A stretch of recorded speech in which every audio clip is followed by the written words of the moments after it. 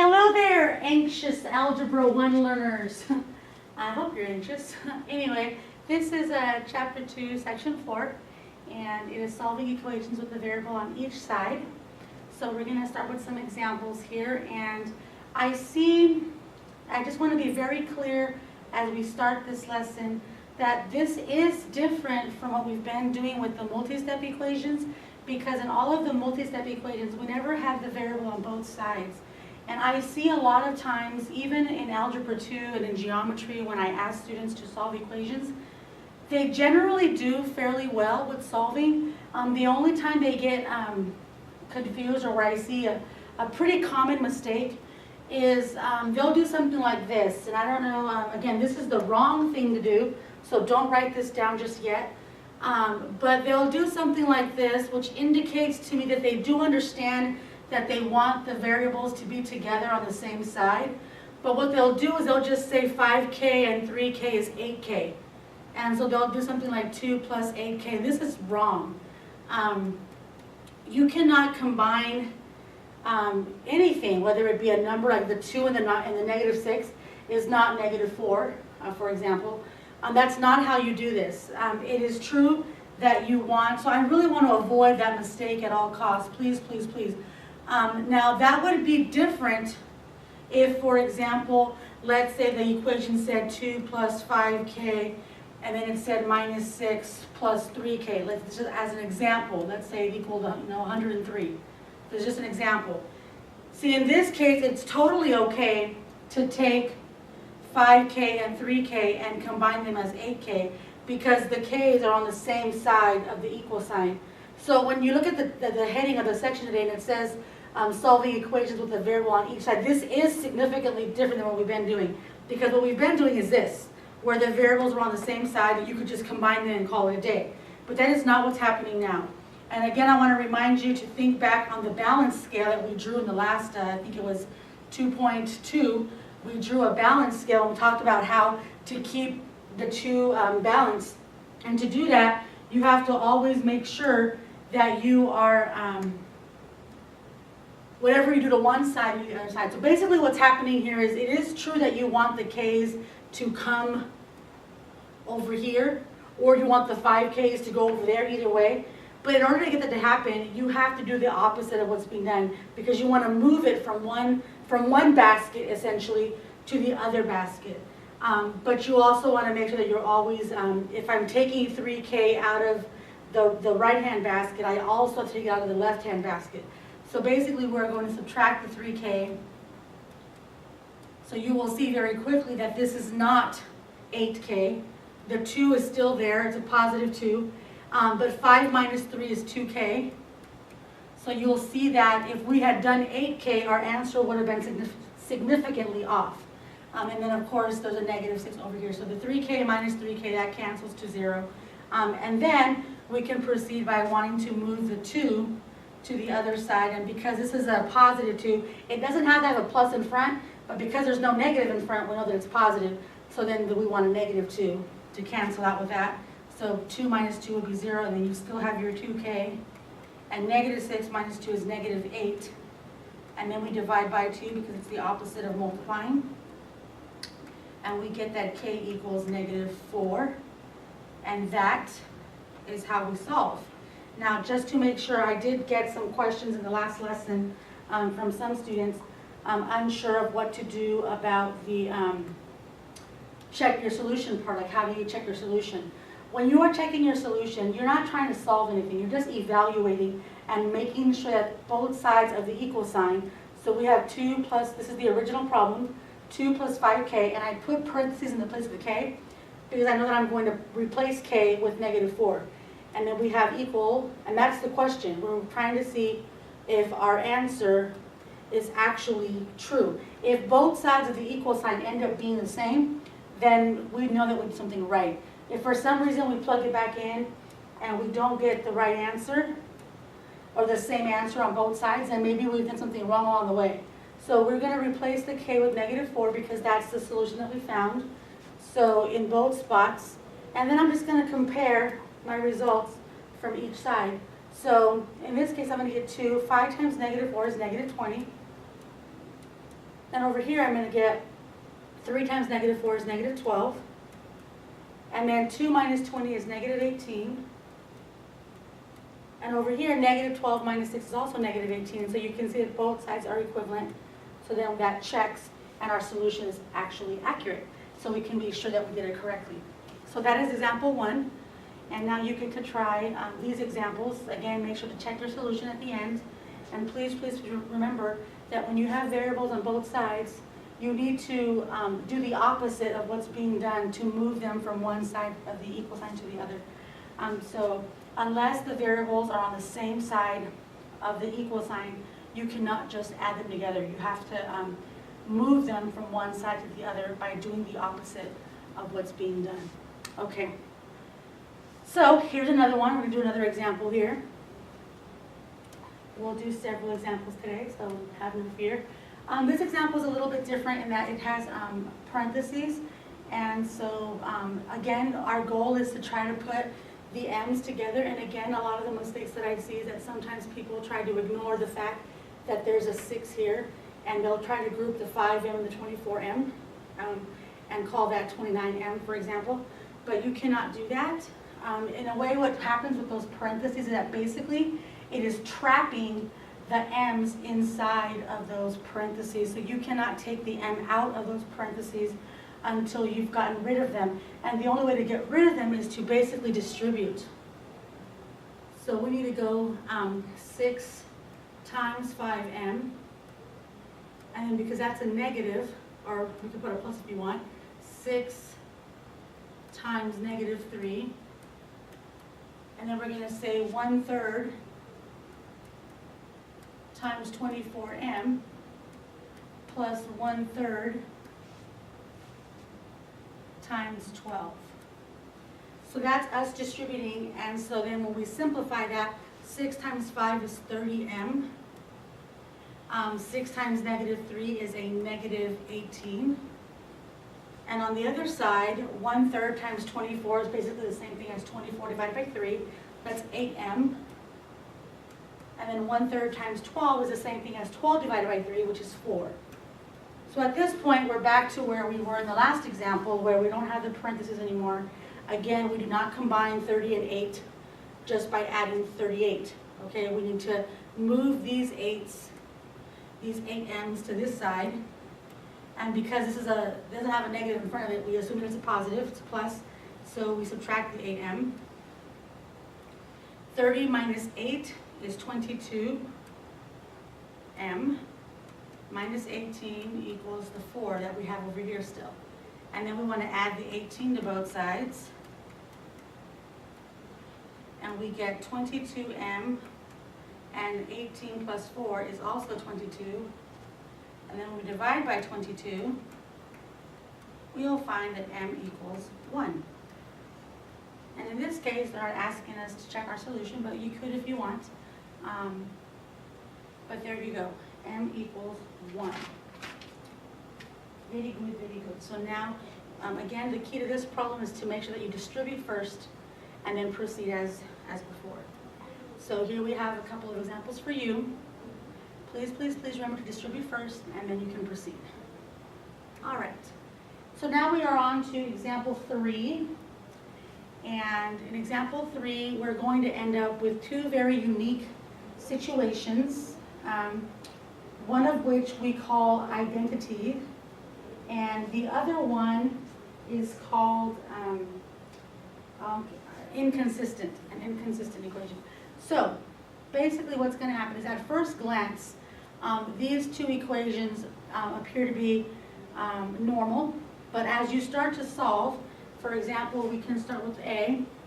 We have some parentheses, so we are going to notice that the parentheses are only around the 5x and the negative 4.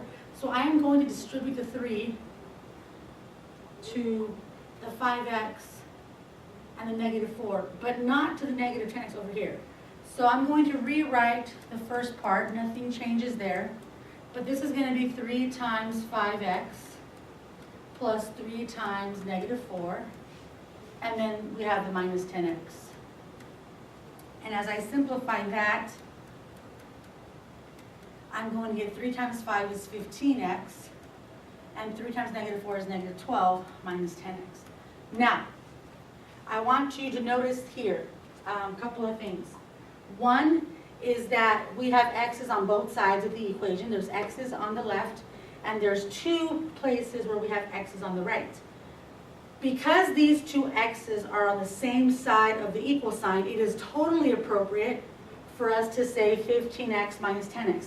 I do not do the opposite. I don't subtract 15 and then subtract 15 and get negative 25. Okay, that's not what I do. Because the x's are on the same side, we combine 15x minus 10x directly, and 15 minus 10 is just 5. 5x minus 12.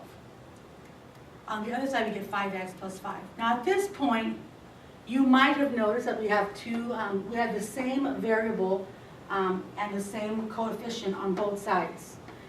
Maybe you noticed that, maybe you don't, I don't know. But it's okay if you don't, because as we continue, as we attempt to put the x's on the same side of the equal sign, now because they're on opposite sides, we do have to do the opposite. And what's going to happen is it's going to cancel over here, which is what we wanted. But at the same time, it's also going to cancel over here, which we kind of didn't want, but that's kind of what ended up happening regardless of what we wanted. So we get this statement, and the statement is that 5 equals negative 12. Well, 5 does not equal negative 12 ever. This is what we call something that is never true. And when something like this happens, it means that there is no number that will make this statement true. And again, when I say that, I want to bring you back to our example over here originally, when we checked our solution.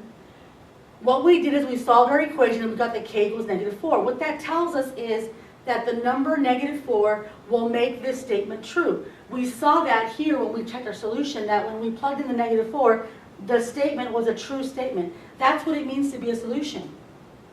But sometimes, like in this case, we got m equals 1. It's the one number that when we plug it into the original, it will make the statement true. But what's happening here is that we don't have any number that will ever make this true. This will never work. It doesn't matter what x you pick, it will not work. And that's what's evident when we see that 5 equals negative 12. So you know that this is going to happen when the variables cancel on both sides, and then the resulting equation is not a true statement. Then this is what I was talking about earlier. This is an inconsistent system, and there's no solution. It's never true, and so there is no solution. Sorry, peeps, not today. No solution. Now, this guy is similar, and yet vastly different. And so before I get into all that, we're just going to begin like we did in the last one and see where it leads us. So again, the parentheses are only around the 2b and the negative 1. So the negative 7 is not included here. So we're going to go 3 times 2b, and then 3 times negative 1. And of course, we just rewrite the rest of it. So we have the minus 7, 6b minus 10. And then we simplify. 3 times 2 is 6b. 3 times negative 1 is negative 3. Minus 7 equals 6b minus 10. 6b, negative 3 minus 7, because they're on the same side, is negative 10. 6b minus 10. Now this one is a lot easier to spot because you can see the left and the right are the exact same thing. But even if you don't notice it right away, your next step would be to try to put the b's on the same side. So because it's a positive 6b, we put minus 6b. And again, we end up with a scenario like the previous example, where the 6b's cancel on one side, which is what you wanted, but they also cancel on the other side. The difference this time is that the resulting equation, negative 10 equal negative 10, is totally true. Negative 10 always equals negative 10. So this, unlike before where it was never true, this is always true. So again, both scenarios started off by the variable canceling on both sides. But they are distinctly different in how their statements are either true or untrue. In the first case, in the part A, it was never true. In the second case, it's always true. What this means is that everything is a solution. What this is telling you is the opposite of that. That means that there's no solution. Over here, what we're saying is that B could be anything. B could be any number, and you would always get a true statement. So here we have infinitely many solutions, or basically all numbers, all real numbers are solutions. It is important that you write the word real, because later on we will find out that there are imaginary numbers, and this isn't necessarily the case for imaginary numbers, but it is true for all real numbers. Another way of saying it is that there's infinitely many solutions. In the case of a conditional equation, which is what we did in example 1, a conditional equation where we got that k equals -4, that means conditional, meaning the equation is only true when k is -4. So again, I don't want to just be talking here and have you kind of confused. This was our original equation, and k was -4. This is called a conditional equation because there is a condition that needs to be met in order for the equation to be true. And the condition is that k has to be -4. But in the case of this little guy, this is an inconsistent equation because there was no solution. And this is what we call an identity. When you get the exact same thing on both sides, we call that an identity. And so that means that it's always true and all real numbers are your solution. So now you can try these two, and then I'm sure that one of them will be identity and will be inconsistent, and you will have to do the problem to find out which one's which. Okay? So now we have our last example, and your last do-it-yourself one. This is an example I'll do with you. And so this is something that you see a lot of times on a standardized test. And so we want to make sure that you know how to do this. It says find the value of x so that the figures have the same area. In order for us to do that, we have to calculate the area of each figure. And if they're going to have the same area, we have to equate those two expressions. So the area of a rectangular figure is length times width, from just, hopefully you already knew that, but if not, there you go. And so in this case, the length is x centimeters, or the width, whichever one you want to call it. It's x centimeters by 10 centimeters. So the area of this figure would be 10x, 10 times x. Okay, so that's easy enough. But the area of this figure is slightly different, slightly more complicated. You do have a 6, and then you have to multiply it by something that is not just x. This is not just x. So what we're saying here is that from here to here, it's 3 centimeters. So this piece is 3 centimeters. And we don't know what from here to here is. That's x centimeters. So the total side would be 3 plus whatever x is. And that's exactly what we write, 3 plus x. And now what we know is that we want to find the value of x so that the two figures have the same area. That would mean that 10x has to equal 6 times 3 plus x. And that's pretty much the setup. And then we have to solve the problem. Now, of course, we don't want to try to combine this x with that x yet. You have to do the distributive property first. So we'll do that first. And that's 6 times 3x, or sorry, 6 times 3. And then 6 times x. And over here we still have our 10x. And so when we simplify that, we get 10x equals 6 times 3 is 18, and 6 times x is 6x. Now, in an attempt to combine our x's, we need to move these positive 6x's to the other side. And then 10 minus 6x is going to give you 4x. Over here they're going to cancel, and it equals 18. Then we divide by 4 to solve for x. And it turns out that x equals 18 divided by 4. But both of those numbers are divisible by 2. So 2 goes into 18 9 times. And 2 goes into 4 twice. So 9 halves. Or 4.5 centimeters for this problem. So that is how you would approach that problem. And so we're going to let you do one here. I will give you one little hint. Or I don't know if it's really, I don't know if you can really call it a hint, but it is a piece of information. Sometimes you don't read the problem correctly, and I don't want you to assume it's the same. This is different from the one I did in that it's not asking for area, it's asking for perimeter.